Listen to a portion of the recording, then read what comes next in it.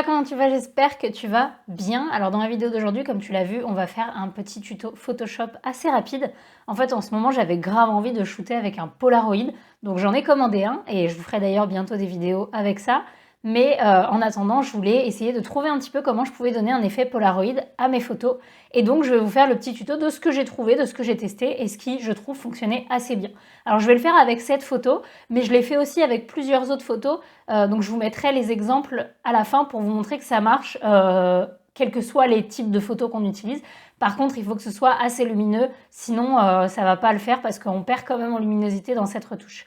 Donc, on va commencer tout de suite dans le vif du sujet. Première chose qu'on fait tout le temps quand on fait de la retouche photo sur Photoshop, c'est qu'on va dupliquer l'arrière-plan. Donc, on va faire un CTRL-J pour pouvoir dupliquer cet arrière-plan et ne rien abîmer et pouvoir revenir en arrière à tout moment. Et également pour le même principe de revenir en arrière, je vais venir convertir ce calque en objet dynamique. Alors c'est quelque chose qu'on ne faisait pas jusqu'à maintenant, mais c'est ce que j'ai récemment appris. En fait, le fait de convertir en objet dynamique, ça permet de superposer des calques, enfin des réglages, pardon, comme par exemple du flou, du grain, de la luminosité, etc., directement sur le calque et de pouvoir revenir dessus sans que ça rajoute des nouveaux calques. Donc on va faire ça.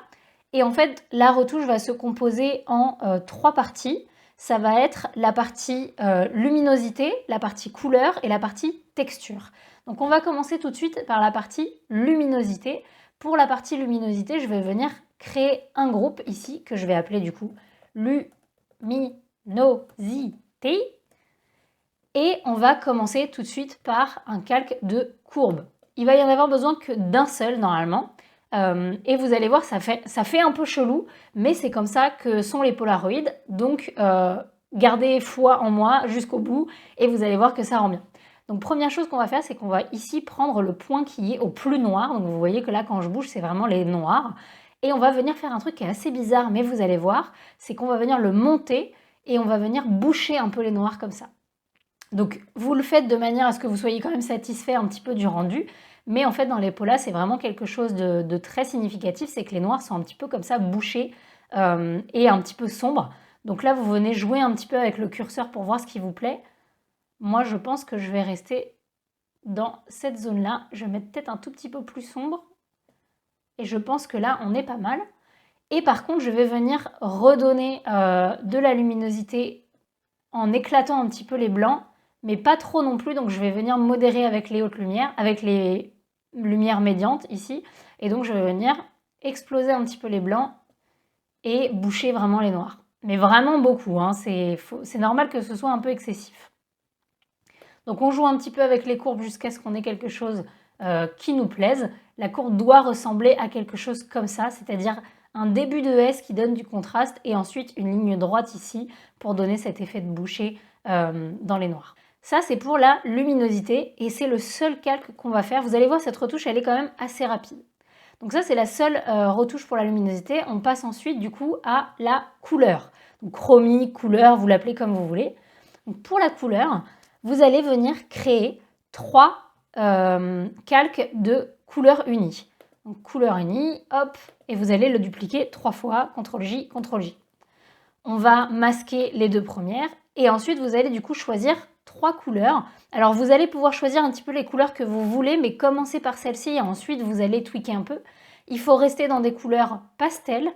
Et alors les couleurs que moi j'ai choisies, parce que je trouve que ça fonctionne bien sur les images que j'ai testées, c'est du coup violet, ensuite vert. Donc je vais rester encore une fois sur des couleurs pastel. Et enfin jaune. Et je vais même aller dans des jaunes un petit peu beige. Donc pas trop vert justement parce que j'ai déjà mis du beige. Donc on va aller dans des jaunes un petit peu beige comme celui-ci. Voilà.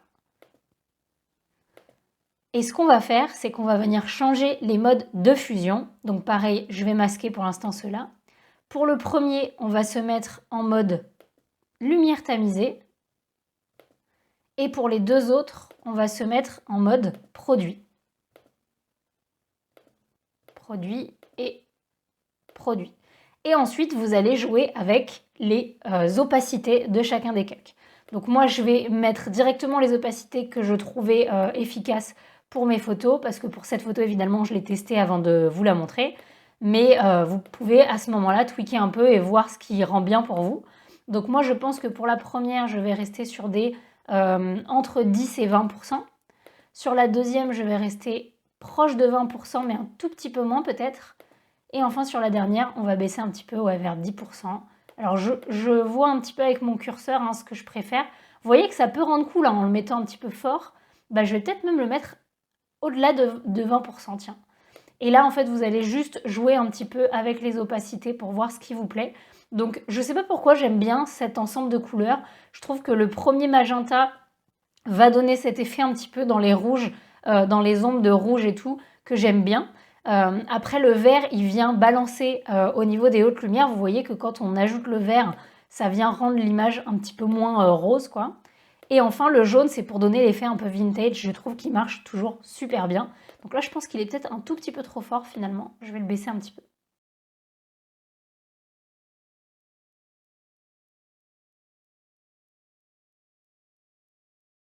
Voilà, j'ai tweaké un peu jusqu'à ce que le résultat me plaise vraiment. Et maintenant que c'est fait, je vais faire la dernière étape qui est la texture.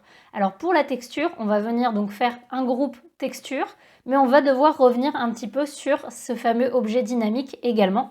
Donc la première chose qu'on va faire pour la texture, c'est qu'on va venir appliquer un flou à l'image. Pourquoi on fait ça? Parce que les photos Polaroid, elles ont très clairement une qualité de merde, un peu, mais c'est normal, c'est le but des Pola aussi. Et donc, on va venir détériorer un petit peu cette image qui est un petit peu trop nette pour un Pola parce qu'elle est sortie de boîtier réflexe. Donc, on va venir la flouter un petit peu. Pas transcendant, juste un petit peu, histoire de détériorer un petit peu l'image. Donc, je vous montre ce que ça donne avant, après. Voilà, on a mis un petit peu de flou. On pourra baisser si on veut après, mais moi, j'aime bien. Et ensuite, on va venir rajouter du grain. Ça, c'est un truc qui est commun à un petit peu tous les rendus de photos vintage. Donc on va venir dans bruit, ajout de bruit. Et ici, comme on veut que ce soit un bruit de texture, de grain, pas de pellicule de caméra ou quoi que ce soit, on va bien rester sur gaussien et on va rester sur monochromatique. Sinon, vous voyez qu'on voit un petit peu ici, on a des petits pixels qui sont rouges et ça, c'est clairement numérique en fait. Ça se voit que c'est du numérique. Nous, on veut que ce soit un petit peu comme si c'était du papier. Donc, il faut que ce soit monochromatique. Et on va venir du coup mettre la quantité que l'on souhaite. Alors on pourrait mettre beaucoup, pas beaucoup, ça c'est vraiment selon les goûts. Moi je pense que je vais me mettre autour des entre 5 et 10%. Donc là on va se mettre à 7 et quelques, c'est très bien. Donc là on a une première texture qui est vraiment sympa. Et ensuite on va venir rajouter ce qui pour moi fait vraiment la différence. Et ça va être des textures que j'ai téléchargées, que je suis allée chercher sur internet. Donc pour ça c'est très simple, vous allez tout simplement taper sur internet les termes suivants. Vous allez taper film pellicule texture ou alors film grain texture et ensuite vous allez taper light leak. Donc light leak, je vous l'écris ici. Et ça c'est pour avoir toutes ces traînées un petit peu de lumière que vous voyez dans mon dossier. C'est des traînées de lumière que je télécharge souvent, que je trouve super intéressantes à utiliser quand on fait un effet vintage. Et donc vous allez voir que là, on va déjà les tester. Donc je vais venir mettre des textures. Je vais tester plusieurs trucs. Et on va venir les mettre directement sur ma photo. Donc pour l'instant, je vais juste valider toutes ces textures et on va venir les remettre à la bonne taille après, évidemment. Donc je viens mettre ces textures dans mon groupe texture pour rester organisé. Là je vois que si je le referme, on est bon, il y a tout dans le bon groupe. Et ensuite je vais venir les masquer et les mettre aux bonnes dimensions petit à petit. Alors celle-ci finalement comme elle est vraiment dans le sens de la photo mais que le crop est horizontal, je ne vais pas l'utiliser parce que je pense que même en la redimensionnant, ça va rendre quelque chose de bizarre parce que du coup ça étend la texture, vous voyez. Donc finalement, celle-ci, je ne vais pas l'utiliser. J'ai vu que j'en avais deux qui étaient en portrait, donc celle-ci, que je pense peut être très intéressante. Donc ce que je vais venir faire, c'est que je vais venir la mettre ici. Bon, celle-là, je vais l'étendre un tout petit peu. On va voir ce que ça donne. Je pense pas que ça me dérange. Non, ça me dérange pas, je perds pas trop en qualité. Donc pour l'instant, on va juste faire ça. On va venir les mettre aux bonnes dimensions. Voilà. Et ensuite, on va tester les modes de fusion. Alors pour les modes de fusion, généralement pour ces calculs-là, moi j'aime bien superposition ou éclaircir. J'aime bien jouer avec ces deux-là. Là pour l'instant, je vais rester sur éclaircir. J'aime beaucoup ce que ça fait. et je vais venir le faire avec tous les calques un par un, en masquant bien à chaque fois le rendu après. Oh, ça j'aime beaucoup aussi. Alors là, je vais peut-être me mettre en mode éclaircir aussi. Par contre, je vais venir le mettre de l'autre côté. Ouais, je trouve que ça balance mieux et que là, on garde bien la pose avec ses jambes. Et ensuite, je viens tester le dernier. Pareil, je teste différents modes. Alors là, je trouve que les grains sont trop gros. Donc finalement, ça ne va pas me plaire. Donc pour celui-ci, je vais le supprimer. Et on va rester sur ces deux-là.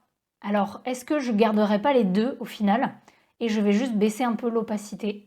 Je pense que c'est ce que je vais faire parce que les deux m'intéressent.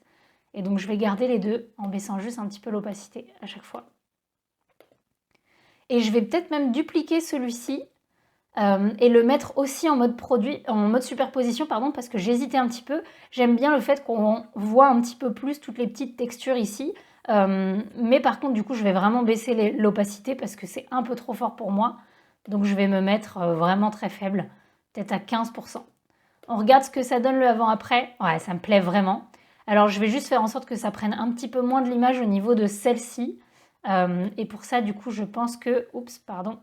Je pense que je vais... Voilà, juste la recadrer un peu dans ce sens. Et voilà ce que ça donne pour le résultat final.